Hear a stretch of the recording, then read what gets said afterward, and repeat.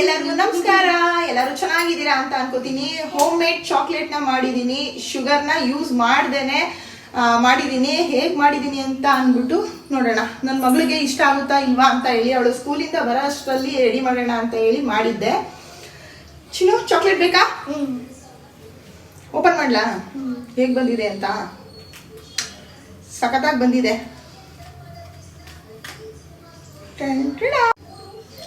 Really ತುಂಬಾನೇ ಚೆನ್ನಾಗಿ ಬಂದಿದೆ. ನೋಡ್ತಾ ಇರ್ಬೋದು ಎಷ್ಟು ಚೆನ್ನಾಗಿ ಬಂದಿದೆ ಅಂತ ಅಂದ್ಬಿಟ್ಟು.